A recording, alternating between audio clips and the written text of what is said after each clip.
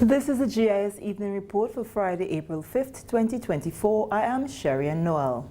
In the headlines, Grenada strengthens emergency community response ahead of the upcoming Atlantic hurricane season.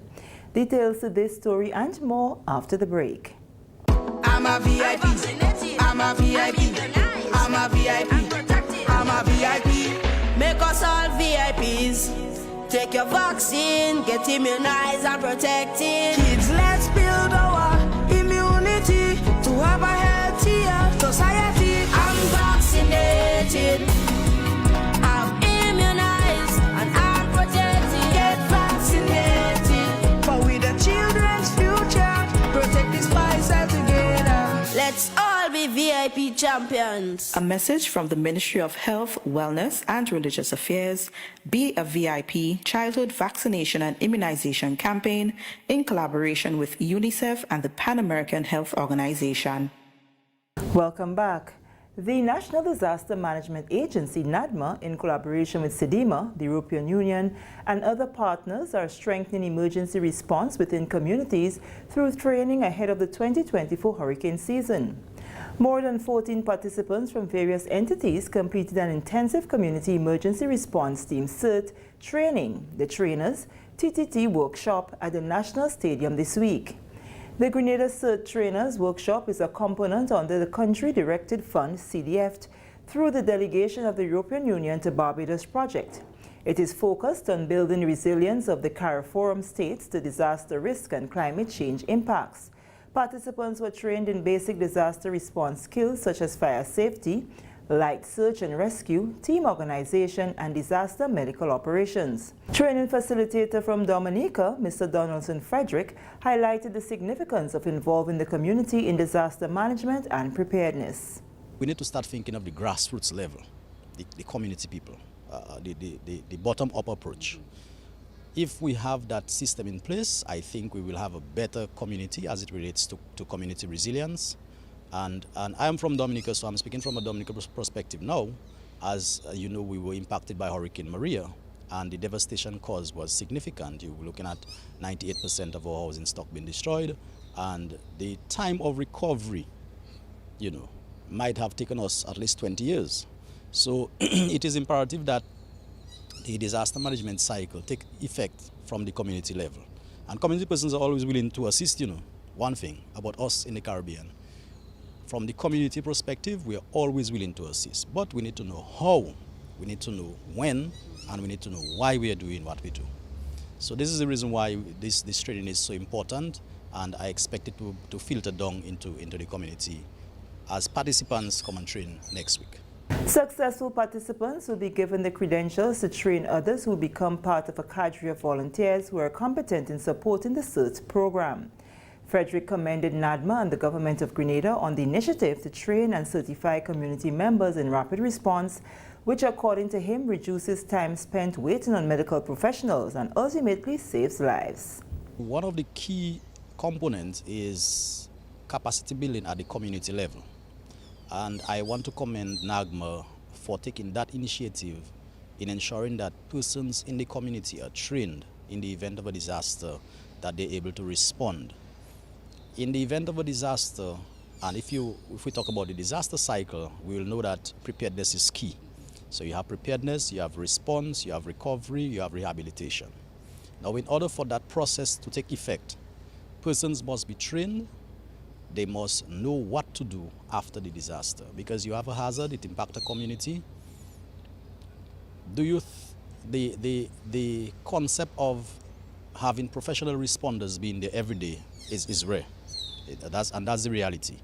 And so you find community persons responding much faster because they are in the community as it relates to professional responders reaching on scene. So by the time the professional responders arrive on scene, there will already be a foundation set, which makes works easier for the professional responders as well.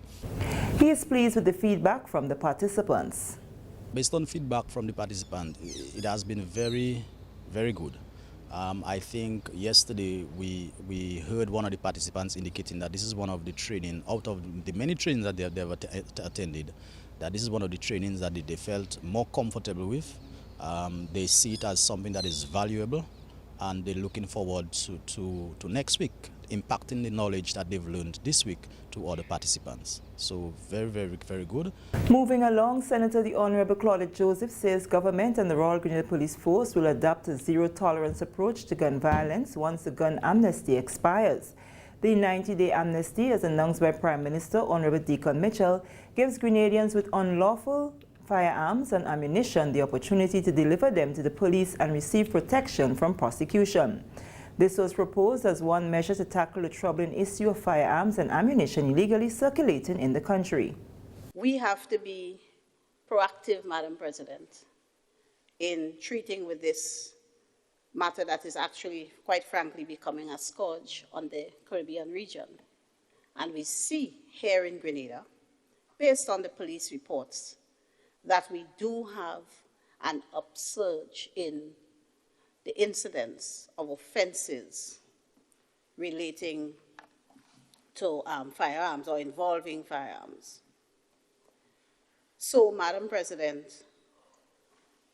we have taken the proactive step to make amendment to the Firearms Act to allow for the institution of a firearms amnesty that will give persons who are in possession of illegal arms and ammunition to surrender these devices or these instruments of harm and pain and suffering to the authorities.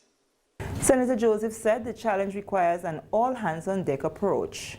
After the amnesty, persons found, and this is important, persons found with illegal firearms and ammunition will face mandatory prison sentences with no bail options, because we have to keep our country safe for all of us.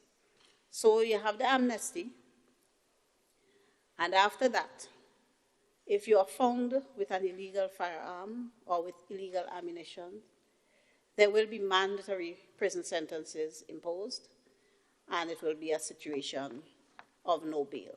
So you will not be in a position where your lawyer can go and beg for you. You will not be in a position where your lawyer can go before a magistrate or a judge and beg for you. You will not be in a position where your lawyer can plead to mitigate your sentence. There will be, you're going to go to jail. Put it this way, you're going to jail if you get caught with a firearm or ammunition after the amnesty expires. Senators Katisha Douglas and Quince Britton were among those who supported the bill. Gun violence is a scourge that threatens our most fundamental right, the right to life. So it cannot be taken lightly. Madam President, in the Prime Minister's presentation on March 26th, he indicated for the first 3 months of 2024, the police confiscated about 10 to 11 illegal firearms. That number might sound small, but for our country, it is significant.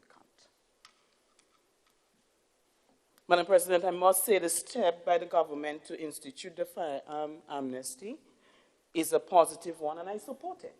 I think it's necessary. We are happy to say that at our ports, there's a new X-ray machine at the port to ensure that those we maintain as much as possible. We boost our security at the port to ensure that those illegal firearms and so on don't get in. And one of the reasons why you my dear Senator said to obtain a legal firearm license, it's a very rigorous process. And that's simply because in Grenada, unless you're probably law enforcement, you don't need firearms. We take a break. More news after this.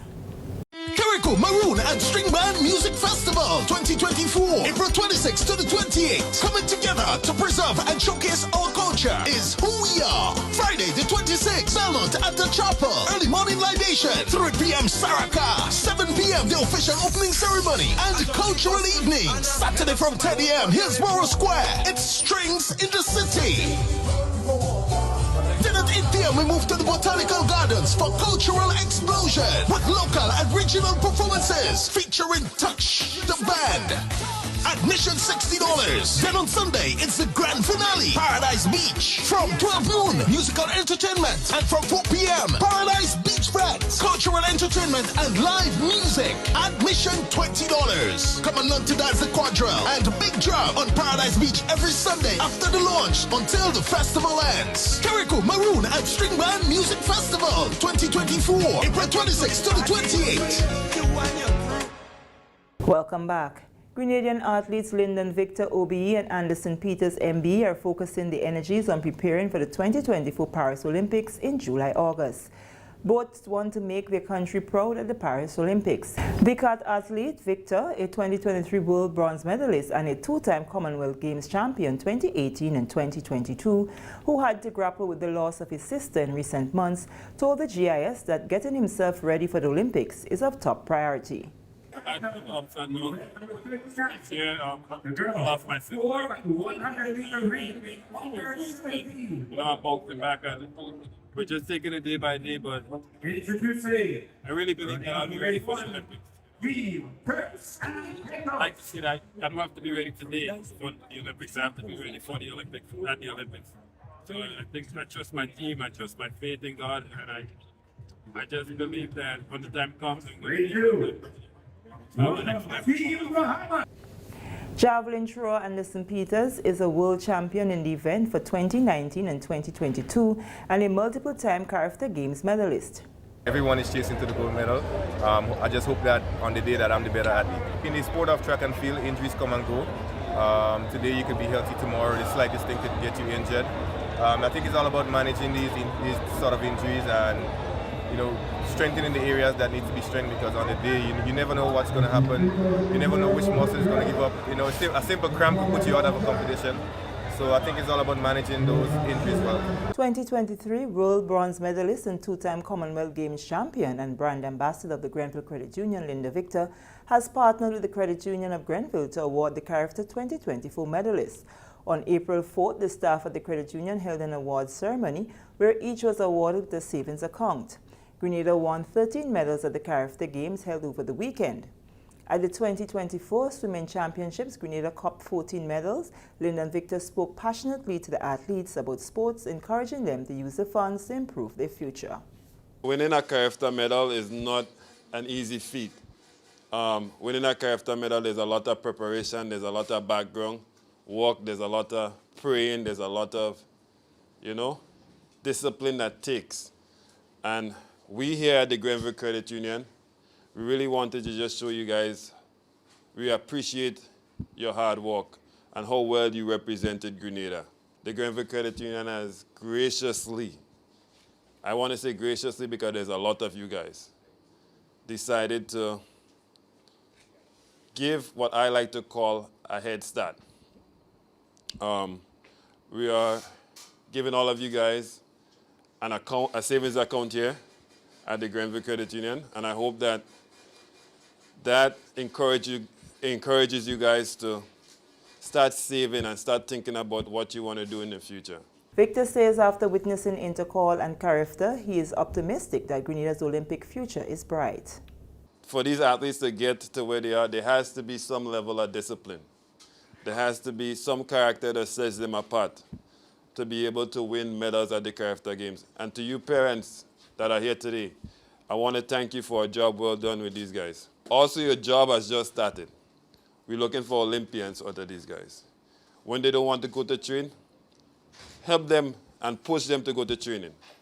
When they say, Mommy, I need this or I need this, this is an investment in not the Grenada future, but in their future. And there's a lot of scholarships available out there. There's a lot of resources available out there for athletes. Mother of one of the recipients, Javon Peters, says thanks to the credit union.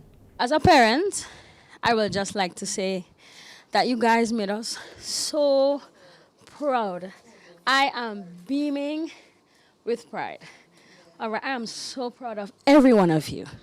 It's a bummer for the last relay because we know we would have gotten the gold, right? Yes.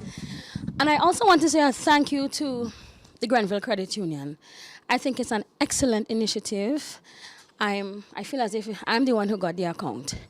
You know, and I'm happy that Lyndon was talking about how hard it is as parents. I am a single parent, and I know the struggle. And finally, 7 primary schools across Grenada, Carriacou, and Petit Martinique will vie for the 2024 championship title in the National Primary School Nutrition Quiz, scheduled for Thursday, April 11th at the Grenada Trade Center. The contenders will come up against defending champions Limes Mennonite School.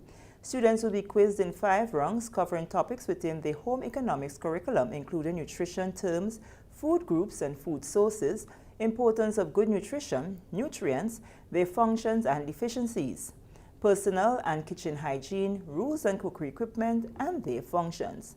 The finals of the National Primary School Nutrition Quiz will be followed by an awards ceremony at the Grenada Youth Center. The secondary leg of the National Nutrition Quiz takes place later in April, with the preliminary round being held on Tuesday, April 16th, and the final on Friday, April 19th. And with that, we come to the end of the GIS Evening Report for Friday, April 5th, 2024. On behalf of the entire news and production team, I am Sharianne Noel, thanking you for viewing.